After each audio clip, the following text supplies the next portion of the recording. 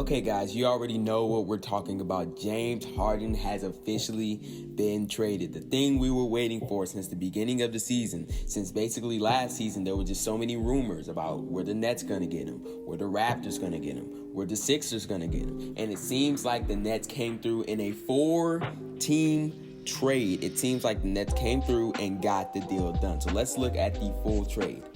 The Rockets are receiving Victor Oladipo. You heard me right. They're receiving Victor Oladipo, Dante Exum from the Cavs, Udonis Kurucs from, I believe, the Brooklyn Nets, 3 Brooklyn first-rounders in 22, 24, and 26, 1 Milwaukee first and 22 unprotected. Milwaukee's not in this deal, but I believe the Cavs had that pick from an earlier trade. 4 Brooklyn first-round swaps in 21, 23, 25, and 27. So they got a pretty big haul. The Nets received James Harden, as we all expected. The Pacers received Karis LeVert and a second-rounder. And the Cleveland Cavaliers received Jarrett Allen and Taurean Prince. Now, I'm going to talk about this trade from every point of view and overall if I think it is a good trade for each team or not. So I'm going to start with the Rockets here. The package that they got for James Harden, especially with these picks, are pretty good. Like, Victor Oladipo is a very good player that it seems like the Rockets are still trying to make the playoffs while also having some younger guys. And even though Victor Oladipo is not super young, he's still young-ish and still has a lot more potential to be unlocked, in my opinion. And he can help them make a playoff push because I feel like this team could still be a playoff team, maybe an AC, because there's like 14 teams competing for the playoffs right now, so it could be tough. But I feel like this team could still make the playoffs, and I think that's still what they want to do, which is kind of weird because usually after training a superstar, you want to go for a rebuild. But I feel like they're doing like a middle thing. Like, they don't want to be super bad and like tank, but they're also like not containing. They're just, trying to make the playoffs, but also trying to develop some pieces, which is why they got Christian Wood and yada, yada, yada. So I feel like this package is pretty solid. I mean, you could argue that they could have gotten more from like the Sixers with like the Ben Simmons, Tyrese Maxey, Matisse Thybulle picks, or the earlier deals where it had Karis LeVert, Jarrett Allen, and Spencer Dinwiddie all heading to the Rockets along with picks. You could argue that they could have gotten more in the past, or even right now with the Sixers, like I said before. But at the end of the day, this package is still pretty good. You get a lot of picks, which is what they really need, since they traded a lot of their picks in the Russell Westbrook and Chris Paul deals. You get a not super young player, but a player that can have some potential unlocked still while coming off of an injury with Victor Oladipo, who's actually been playing for the most part pretty well this season. Dante Exum and Udonis Kurucs, those are pretty much throw-in pieces, at least in my opinion. I don't really think they're going to turn into anything. And like I said, you get a whole bunch of picks, which is nice. I mean, it's questionable how good those picks are going to be. I don't think the Milwaukee pick in 22 is going to be very good since Giannis signs his extension. But those Brooklyn first-rounders and those pick swaps, depending on how long this Brooklyn team lasts and how long KD, Kyrie, Harden, or any combination of those 3 guys are on this team, could determine how good or bad those picks are. So we're just going to have to wait and see on those. As far as the Nets, did they give up too much? It's debatable because on the one hand, if you see a superstar on the table like James Harden, and if you have the ability to trade for him, 9 times out of 10, I'm going to say take the risk. But with a team like the Nets, who already have 2 really good players, a superstar in Kevin Durant and a really good star in Kyrie Irving, a really great second option, it's debatable on if they should have traded for James Harden. I'm not a huge fan of the fit as far as who's getting the touches, the ball handling, if there's going to be more off-ball movement, and Steve Nash is going to implement a more complicated offense. So far this season, there's been a lot more passing in his offense, obviously because of Steve Nash, but like there's been some heavy passing at times in his offense. So I feel like he could make it work, but it's still questionable when you have 3 very ball-dominant, high-caliber scorers of James Harden, Kevin Durant, and Kyrie Irving's type. The fit is always going to be questionable, but we're just going to have to wait and see.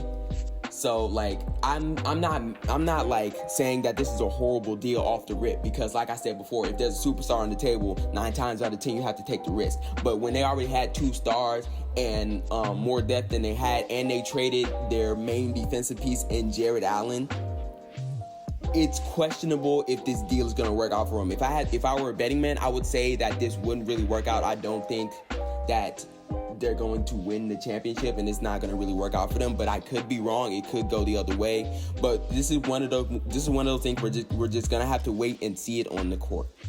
But in my first impression, I'm not a huge fan of the deal. It could go wrong, it could go right. I would bet on it going wrong. Let's talk about the Pacers now. The Pacers got Karis LeVert and a second rounder, basically for Victor Oladipo. And I understand this move because Victor Oladipo, I believe this is a contract year, and there were rumors about him being traded anyway, like he didn't want to be in Indiana. So I understand trading him if you didn't want to, if you didn't feel like you could keep him, if you didn't feel like you could re-sign him. And getting back Karis LeVert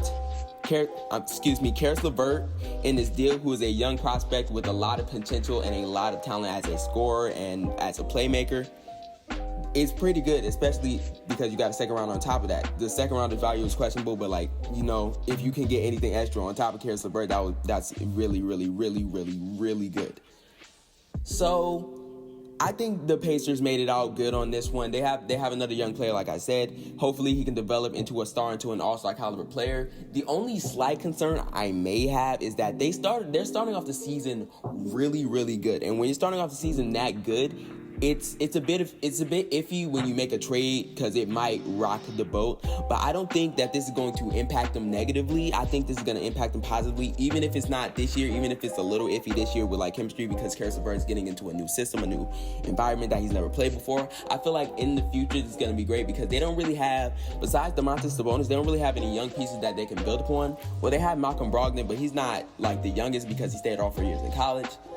So they have another young piece that they can build upon along with Domantas Sabonis. Miles Turner, I wouldn't really call him a developing piece anymore. He's kind of been stagnant for the past few years.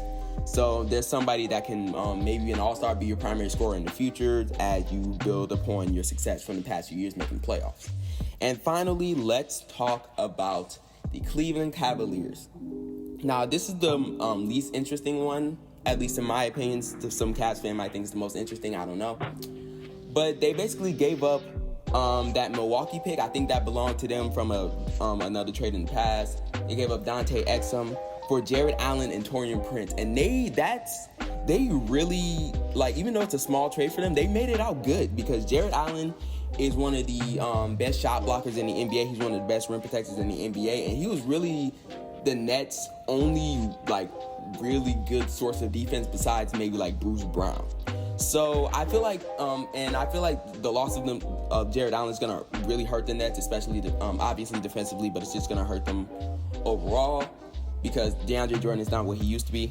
But still, speaking on the Cavs, they really made it out good. They got a nice young center in Jared Allen that can add to their young core. They got a good 3-and-D wing in Taurean Prince. He's one of my personal favorite players in the NBA. And all they had to give up really was Dante Exum and a pick that's not really going to be that valuable, at least in my opinion, because in 2022, the Milwaukee Bucks are still probably going to be near the top of the conference unless Giannis gets injured, God forbid. So that's pretty much it. All my thoughts on this trade. Is anybody a clear winner or clear loser in this trade? Clear winners are, I think the Cavs are clear winners, even though they had the least amount of stakes in this trade. I think they're clear winners acquiring Jared Allen. The Pacers, I think they're pretty clear winners because Victor Oladipo probably wasn't going to resign. They get a young player back in Karis LeVert. The Nets is iffy. If I had to pick right now, I would say that they're losers, but I have them pretty much in the middle right now. I'm just going to have to wait and see. And the Rockets, if I had to pick right now, I would say that they're winners in this trade, but again, we are going to have to wait and see. So that's pretty much it. Thank you guys for watching this video. If you enjoyed, please leave a like, comment down below what you think of this trade, subscribe to me for more NBA news and NBA content, hit the notification bell so you never miss a video. I'm thankful for all the support I've gotten recently. We are back on the grind, and I am out. Peace.